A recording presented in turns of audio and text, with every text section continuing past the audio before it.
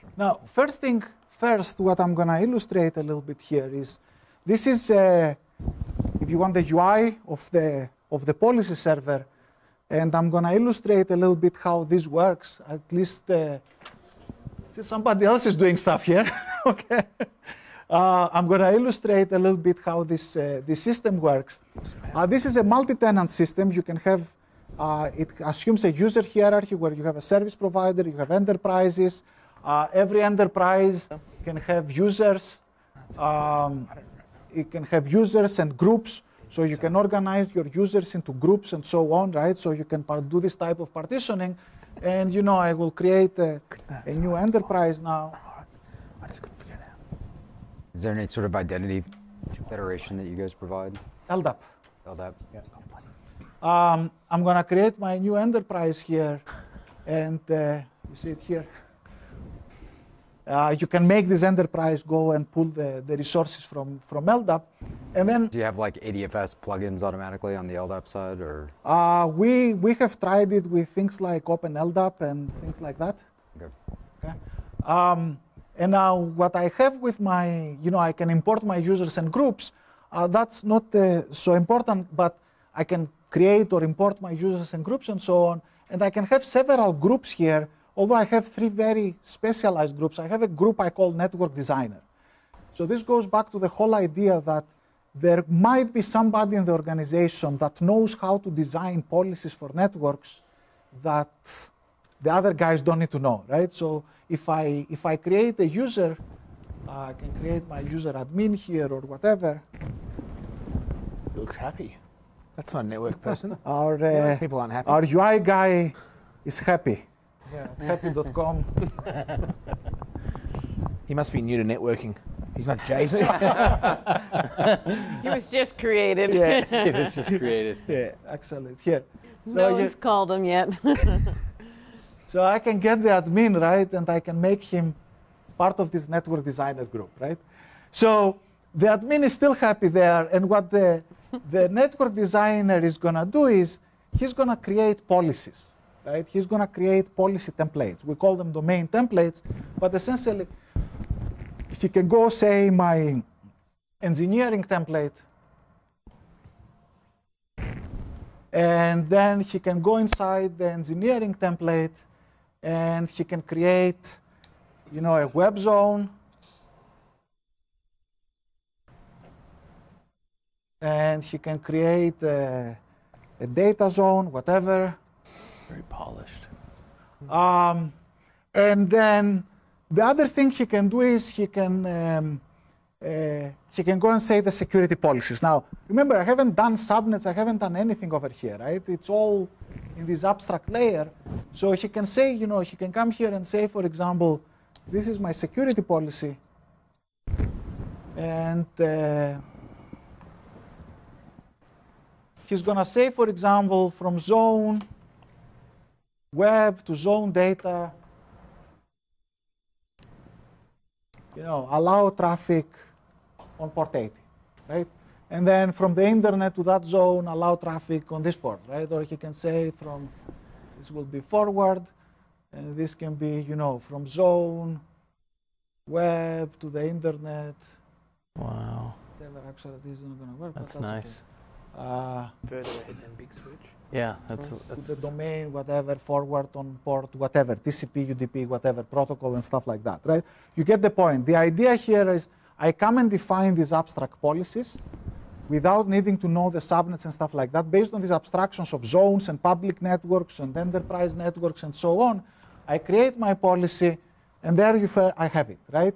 It hasn't resolved to any IP address or anything. You wouldn't have to do this through GUI, would you? No. Everything. The UI is a nice demo vehicle. Everything that you see here on the UI is a REST API, right? So, and there is a... Okay. Take a pill. The interesting thing is then you can give permissions, and you can go say which group of users are allowed to instantiate a network based on this policy, right? So you give this type of permissions, you select a group of users, and you can say only the administrators can create a network based on this policy, and that's it. Nobody else can do it, right? This policy will not be available to anybody else. So if anybody else logs in, they are not going to do it. And now instantiating a network is as easy as saying, this is my network. And boom. I have a network now that inherits all this policy, right? And it has the same zones, Route target. right? It has the same zones ACLs. And now I can come down this network and I can create as many subnets as I want. I can create 10, 20, 30 subnets. It doesn't matter. It will just inherit the policies. When VMs are really activated now, based on the policies and the subnets, we are going to compile the rules based on the actual subnet numbers that you are going to put there and the actual IP addresses, and we're going to spit out the actual ACLs that have to be downloaded down in the hypervisors, right? There is this processing happening. I now know why that user's got a big smile on his face. This is very, very slick. Okay. Yeah, so I'm better sitting here just mumbling to each other. Yeah, and it's Polished. That's very polished. They're just going to start using your face as the... Yeah, the smiley face. I now know why he's smiling. Yeah. Okay. Our UI is exceptionally polished, actually. We want to keep They him do happy. the Burke twerk. To get the Burke, this guy's getting the Burke twerk. Yeah. So, Oh. I will take a picture. Okay. So, this shows you if you want to use the system as is. Now, and I'm showing you the system, the whole system, because I'm going to show you OpenStack. And when you see OpenStack is a little, you will not necessarily see all these functions because OpenStack doesn't necessarily understand all these things, right? OpenStack is work in progress. What I'm very happy about is I saw AWS about 2 months ago. They announced something very similar to these policies. And so I'm hoping that the OpenStack community now will understand the value of policies and permissions and who can do that and who cannot do that. So let me go back now to OpenStack. On that note, do you contribute back to OpenStack? Yes. Yeah. Yes. So, full disclaimer, we have an OpenStack plugin, and that's what I'm going to show you now. Yep. And our OpenStack plugin, we are going to push the code up. We have a couple of developers already working, but we haven't pushed the code up. We expect to push the code up in the next 1 or 2 months. So on your provisioning, are you using OVS CTL, or are you actually doing OVS DB writes? These are direct writes between our agents sitting on the hypervisor and the controllers, right? So it's essentially, yes, we use OVS DB, but directly, right? It's programmatically used. So you're kind of not necessarily using quantum neutron, No. right? No, Okay. it's a Very cool. completely different quantum plugin. Just to clarify, the ACLs are stateless. Is that correct? Yes, at this point they are stateless. Okay, now I'm going to log in now to show you the integration with OpenStack. And what we have done here is, this is a stock horizon, right? I wanted to show you that we can operate even with stock horizon, and I will only need to go in the other UI in only one instance, right? So I'm going to go here in OpenStack, and I'm going to do the usual stuff, right? I'm going to go and create a network. I'm going to call it net1. And I'm going to say subnet1. And I'm going to say 10.10.1.0. And I'm going to create it. And then I'm going to create another network. And I'm going to call it net2. And subnet2. 20.1.1.0/24, and I'm going to create it, right? So I created 2 subnets in OpenStack, and you will see what's happening behind the scenes is the corresponding networks are created here, right? So then I'm going to create a router in OpenStack. I'm going to create my router, right? And the router is created here, and now I'm going to do the only thing that I cannot do from Horizon UI. And what I'm going to do is I'm going to say that this router needs to use the same RTRD as my IPVPN so that they can talk to each other. So I'm going to come to this router, and I'm going to edit the properties. And I know that this has to be 15.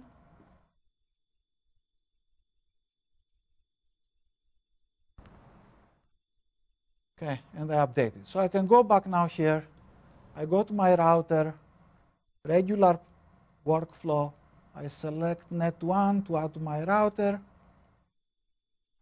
I select net2 to add to my router.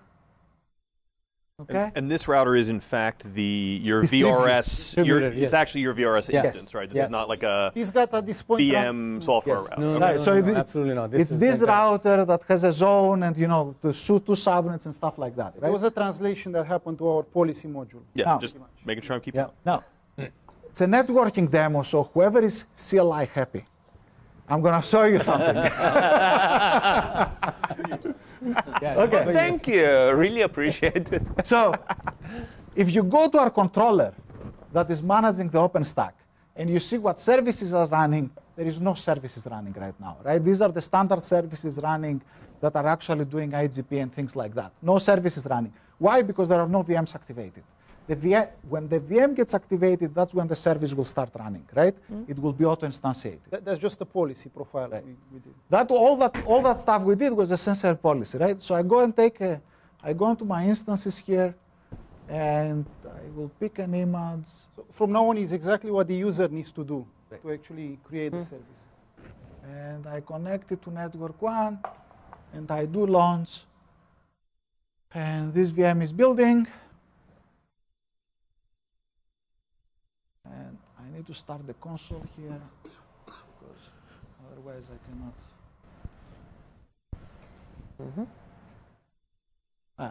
Let's leave this VM boot, right? And let's go back here. What you will see happen now, a VM got attached to the router immediately, right? And the router knows that I allocated this IP address to this VM. Quality of service, I haven't shown you on the thing, but the quality of service is infinity. There are no raised limits or whatever. And the ACLs that used to be abstract ACLs got translated into exact IP addresses and got pushed down there, right? This is just one ACL allow everybody, but it got addressed, it got translated, and it got pushed down to the machine, right? And I can see the machines in every subnet and so on.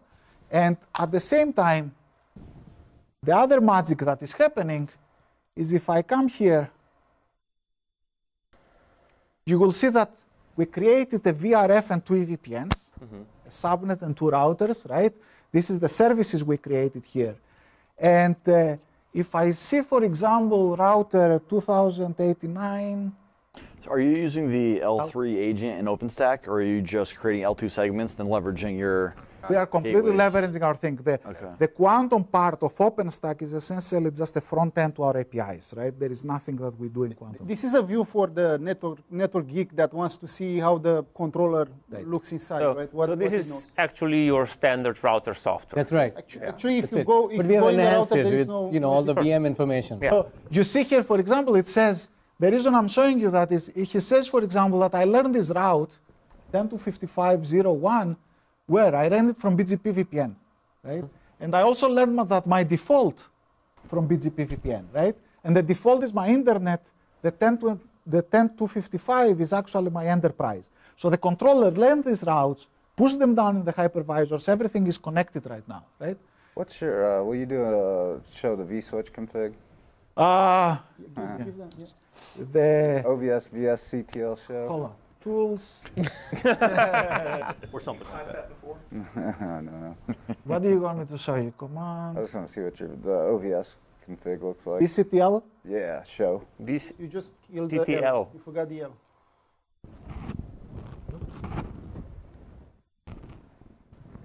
Okay. So the only thing that this says is he's talking to a controller. Okay. That's what he says there. you want to see the Says flows? No, show him That's how the probably too VMs nerdy are. even for. Show vSwitch. Yeah, show our view vSwitch, of the overview. Dump flows, right? No, but otherwise just do, tools, vSwitch, vPorts or virtual Yeah. machine. Let me show you that. Yeah. Switch, virtual machine.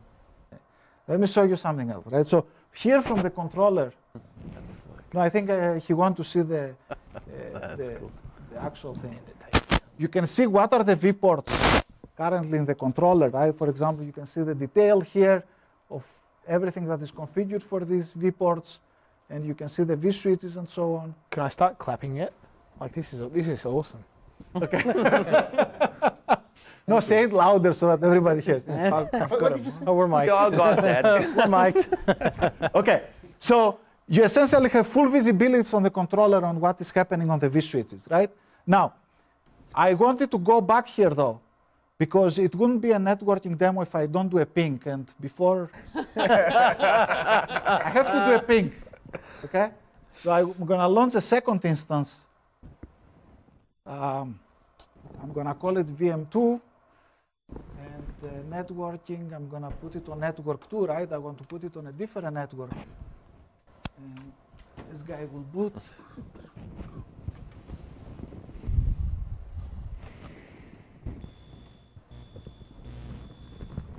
How did he get his IP address there? How did he get his IP address? I'll tell you how. Good question.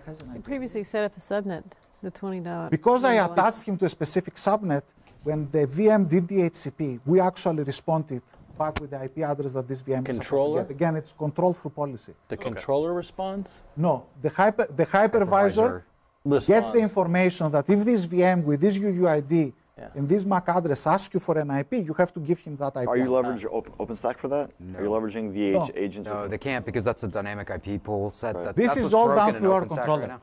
So the policy server is what maintains that at all times, and obviously it gets notified when an instance is being created. Yes, correct. Where it got created and what it needs. So then it says, "Hey controller, please respond with such and such an address." That's it. Well, it sits in between, so it can. Jason, in OpenStack, DHCP runs in a VM. I like the oops.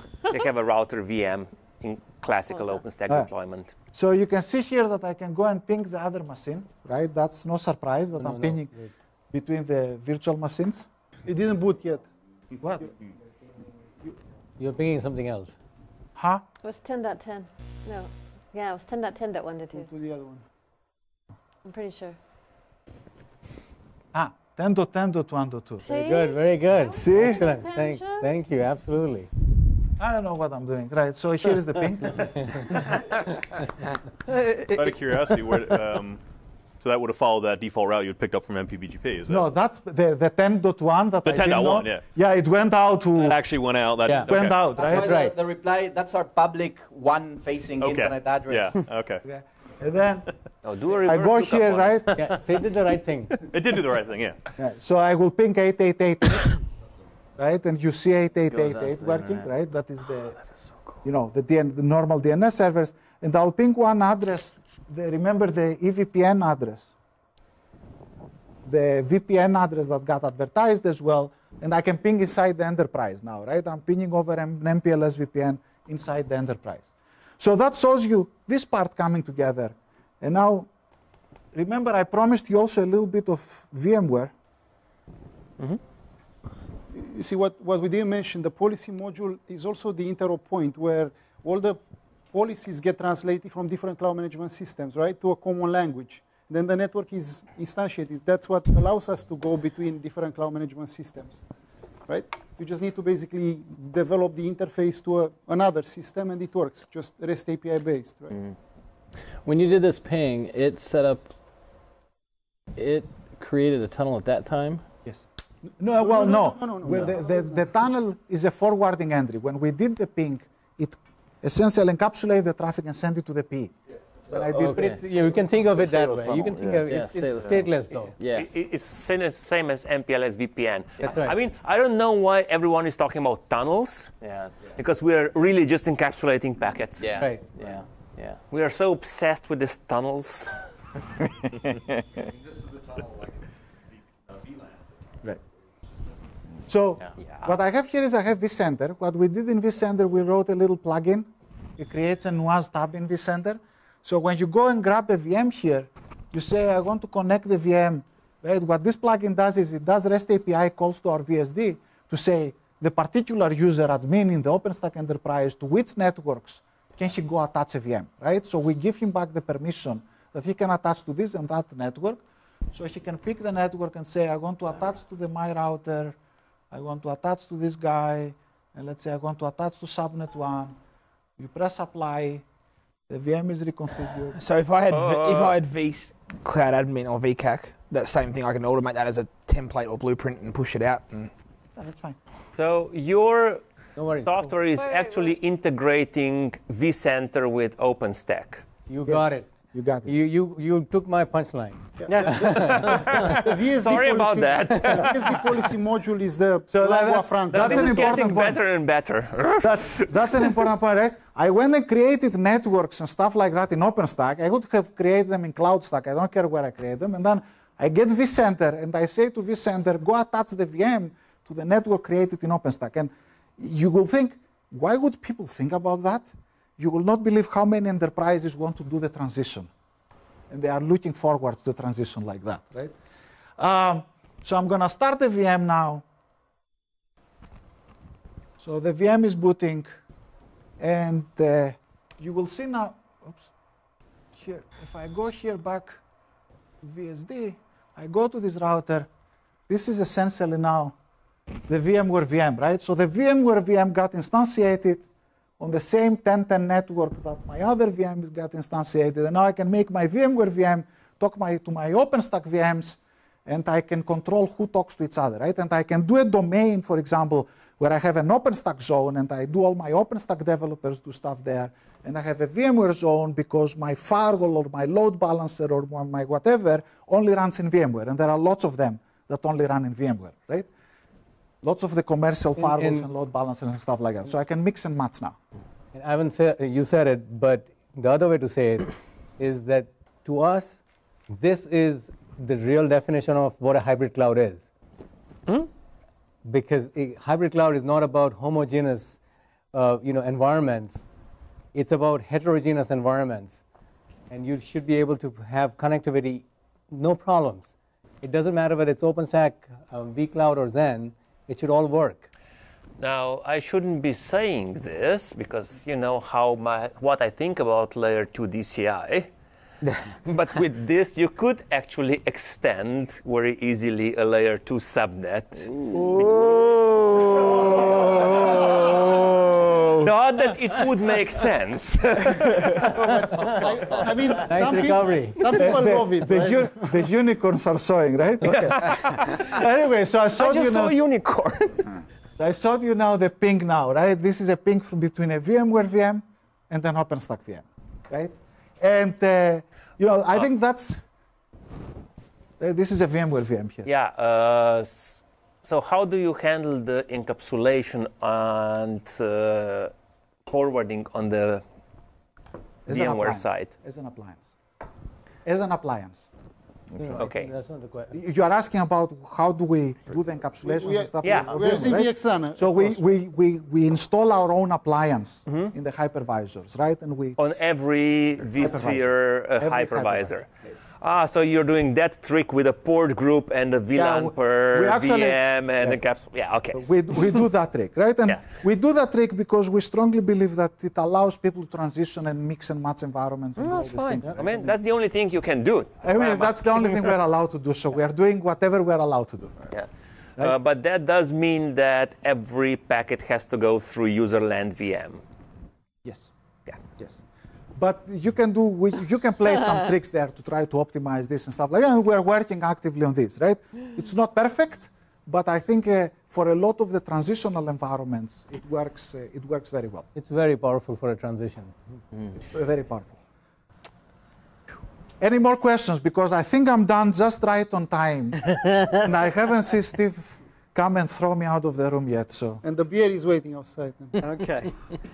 Any more questions that you would like to ask? Customer base verticals. Who are you going after right now?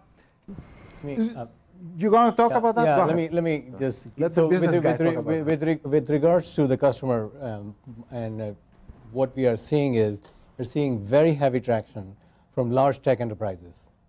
Large tech enterprises that have already virtualized their private data centers, and they've been looking for automation capability for their network. We're seeing that very heavy traction. We've completed over a dozen trials with these customers. How many of those were VMware? A lot of them are VMware. Majority are VMware. However, in each one of those environments, we have come across one particular deployment of OpenStack where they do want to, and they are considering OpenStack. So seeing something like this to help them do the transition is very important. Yep. We are also seeing cloud service providers, which are pure play cloud service providers that are offering infrastructure as a service or XaaS services. They are looking for a solution like this. And clearly, there's AWS, but the solution that we are bringing, Dimitri showed you how even in AWS, the automation is still not to the level that we have right here. So that's the other segment. And the third segment is, of course, our telco segment, the service providers that are looking to also enhance their VPN portfolio and offer a cloud service. So leverage their VPN portfolio and add to that with the cloud service. So and there is the NFV. So that was my question. Yes. So what about you realize you're right, stealing my questions? I have to say my quote here, right? If what we did is not NFV, what it is, right? We got a PE and we made it software. So if that's not NFV, what is it? That's right. So you mentioned Horizon. For those that are still on Grizzly and Folsom, is there a transition? Actually use this version that you saw is Grizzly. It's Grizzly, right? And then we are aligning our plugin to make sure it's going to be compatible with Havana as well. With Havana, right? Okay. So Grizzly and Havana were okay. Folsom is a little too far behind. Because it's interesting. The biggest problem with OpenStack right now is getting from previous versions to the current version, which I mean, an enterprise. What I realized, right, is OpenStack can issue a new release every 6 months. It's not like an enterprise can upgrade. I mean, there are the enterprises that can upgrade out of the master tree, but I think this is the very high-tech, small minority, right? If you are talking about financial, right, they aren't easily going to upgrade OpenStack every release, right? Right. So you have to align with them, right? And it's not a big deal aligning with them, but you have to align with the releases. Yeah, I mean, it's probably the biggest problem with OpenStack right now. I'm just sort of curious about how you guys are dealing with the cycle releases that are going on with them. Well, we are trying very hard every time there is an OpenStack release to make sure that our plugin is compatible. And that's part of it too, is code contribution back in. If you're 3 months behind, that's actually a big problem in terms of release cycles with what's happening today. To be honest with you, there is the other thing. We were doing some things and we changed some things on our API and stuff like that in order to make the plugin very clean. Now it has become very clean, so we are ready to contribute it back. And then we will be fully compatible, right? Because OpenStack, you saw our model is very policy-oriented. OpenStack has no idea about policy. It has no idea about multiple enterprises, right? It's flat. Keystone now has it, but Quantum doesn't have it. Right. That's right. I mean, there is a lot of stuff missing. So we had to make a clean API to make sure that OpenStack is happy. Well, your release release cycle shouldn't really bother you because you're not even consuming Quantum for the most part, right? We don't care about all in, and that's right. Only the API, right? As long as the Quantum API stays. Because you're writing directly to. We are writing the whole API, the whole plugin. Yeah, and the API changes with every release, so. Well, but it doesn't affect them because they're bypassing. I mean, it will stabilize, right? People know that it has to stabilize. Cool. All right, so I have one thing I'd like to challenge you on. Complexity. There's a lot going on here.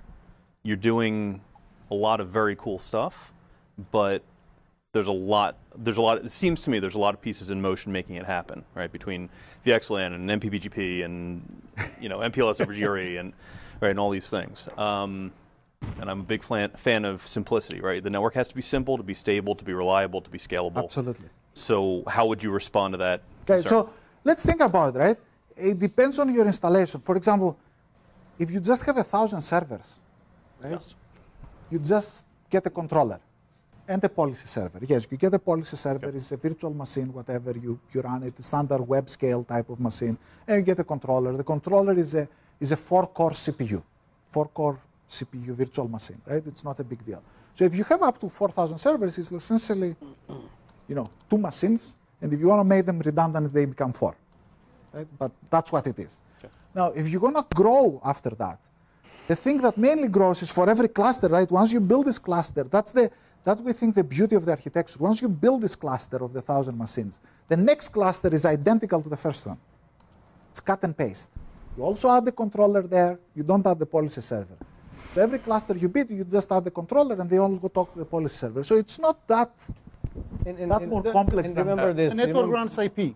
there is the nothing network runs simpler than IP, IP, right? in my opinion. These are all for all virtual services, You're right? not It's doing all over the Fabric top. X or Fabric And Y then, or anything else. Today, remember this, that we have the advantage of using a very hardened OS, which is running in far more complex networks in terms of the complexity of the protocols and the Right. interaction with BGP and RSVPT, And LDP, I'm just looking at this OSPF. going, how do you troubleshoot this? Right. when- So that's Right. why I showed you a little bit the console also here, right? Because when you see the console here, you will realize that essentially this is a normal P, right? As far as so it sees the vSwitch, its vSwitch controllers, whatever, it sees them from here. And for example, when I show the services here, right? Instantiating these BGP services didn't take any human action, right? Everything is automated. Right. So now you go back, you come back, and you use the same tools that you have been using to debug anything else to do the same thing. Yes? So can we see the whole config, like should run? What is the thing? Admin, display. It's. You keep hitting return. Yeah. So this is a this is the Looks BGP familiar. configuration. But you see, if This is the BGP. So let's say, right? This is the BGP configuration, and these are the static routes we have here to control anybody else. And this is the vSwitch controller talking to the VSD, to the policy server. Right. And there is nothing else really here. You have to keep in mind that this is for large deployments. This is not something you would use for 50 hosts. Well, you will You put a controller. could. Of course you could. You can put a controller without BGP for 50 nodes. You don't need to provision BGP for 50 Yeah. nodes. Yeah. You just activate it the same way you will activate a regular SDN controller. Yeah. And you don't bring BGP in the picture until you cross 1,000 servers, right? So it is 2,000 modular or in that 3,000. sense, right? If you've got yes. So if a you smaller have deployment that Absolutely. you might It want that scales simplicity. very well Right. horizontally. It's an SDN solution with the capability to scale beyond what you have in one cluster. Or for cloud integration. So the moment you want to Cloud extend, integration. the moment you want to extend out in a public cloud You have a, integration, you're you have a path forward, you have a future way to interconnect them. And moreover, you see, if you think about this is much more simple than the network we put in place for cellular phones, and it's hiding the whole complexity, what we build for LTE, right? You don't know anything about that. It just works for you, right? No, but I think Well, but there's a difference to me between hiding the complexity and simplifying, right? Yeah. Because something can be an extremely complex black box that still breaks bad. No, absolutely. And what you need, and it's a good question, you need capability to really quickly isolate faults and understand what's going on Exactly. if something does go wrong. Yeah. And of course, we have developed, one of the things that we have developed as part of the other OS for multi-tenanted VPNs is the capability to actually debug faults at service layer. So we have tools that we are going to expose here that allow you to really, on a tenant by tenant basis, you'll be able to isolate faults very, very quickly. So you have that fault correlation going on that Dimitri talked about of tight overlay underlay correlation, and then we quickly bubble up that and identify exactly which service it is that is affecting it. And we provide that fault isolation and reporting mechanism. Okay. How is it priced? Very, very competitively. I think we are done. Thank you very much. Thank you, guys.